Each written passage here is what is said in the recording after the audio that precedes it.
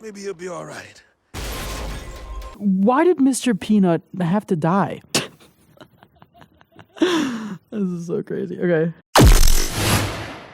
Welcome back to the Roundtable. I'm Nemo, and look, if you don't know what I'm talking about, I'm referencing the cursed Super Bowl ad campaign from Planters Peanuts themselves, where they killed off their title character just to bring him back as a baby. Ugh. It's safe to say that nobody liked this. In fact, Planters was pretty much flamed unanimously across the internet, and quite honestly, it's old news at this point. It has a sad Twitter account that's still posting from the baby perspective, because I'm pretty sure they can't back out now. But this was a curious case for me, because as much as people hated Baby Peanut, what is this name? I'm Googling his name.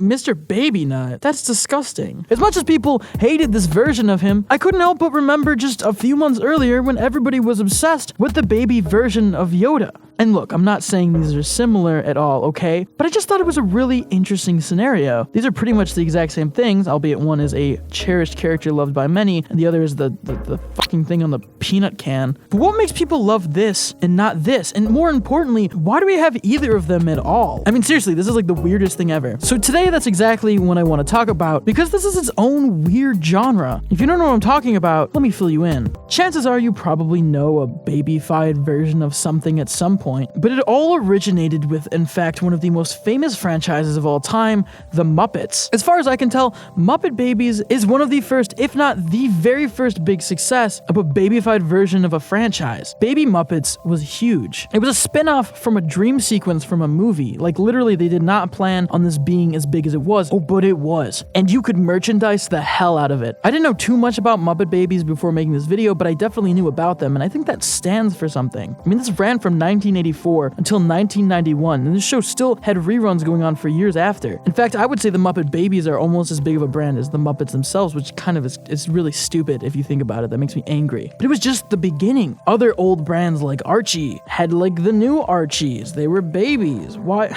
Look at them, they look happy, I assume. I mean, granted, the new Archies were kind of preteens, they weren't exactly babies, but still, like a younger version of themselves. Oh, it only had one season. This is a bad first example. But hey, do you remember the other shows? I mean, a pup named Scooby-Doo? That was weird. Why was that a thing? I watched a lot of it, though. These shows were just constantly being popped out because baby versions of things are innately cuter and pulls in a whole new audience. You can make anything a cute little baby, and all of a sudden, you want to buy the plush 10 times more. Another huge example, Baby Looney Tunes. Remember this show? I certainly do. Baby Looney Tunes was also another huge success. That was a show that ran for a long time, and it was just the baby versions of the Looney Tunes characters. For some reason, they all lived in the same house. I don't know. Like, that definitely created problems, I know for a fact. But there's something just so innately weird to me about seeing characters shrunk down to the baby versions of themselves. It's just weird and gross. At the most, it just reeks of capitalism. The trend kind of died here, I would say, sort of. I mean, it never really went away. In fact, a lot of shows have a baby episode where the characters are babies. It's just like a weird thing that stuck around for a while and then came back. That's right, I'm at the point where I'm talking about now again. And one of the weirdest baby success stories that I did not see coming, Total Drama-Rama, the baby spinoff of the Survivor parody show.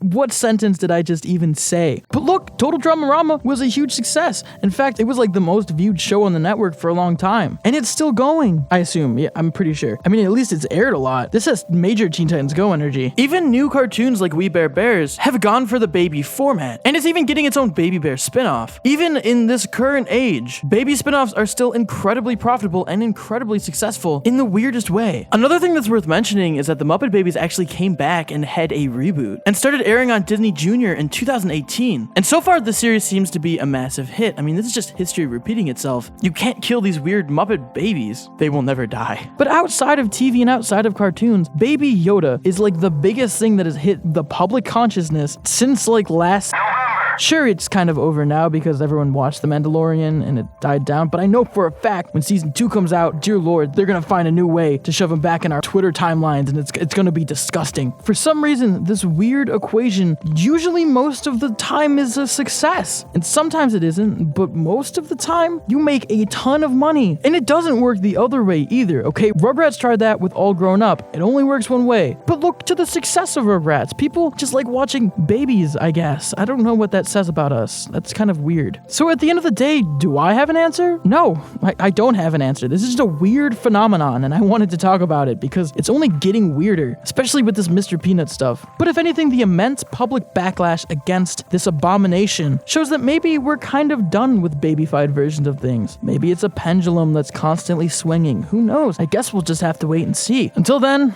I guess we're left with Baby Yoda gifts. What a weird time. But that was kind of my ramblings on the subject, and as always, I want to know what you guys think. Do you like the babyfied versions of these shows? Do you hate them? Do you despise them? Let us know in those comments down below, or tweet to us at Roundtable Vids, or me at RetroNemo. If you want to consider helping out the Roundtable, you can support us on Patreon or become a member of the channel and get exclusive access to scripts and avatars. As always, if you enjoyed this video, make sure to like, share it, and subscribe to the Roundtable for more incredible cartoon content. As always, guys, I'm Nemo, and I'll see you next time. Peace.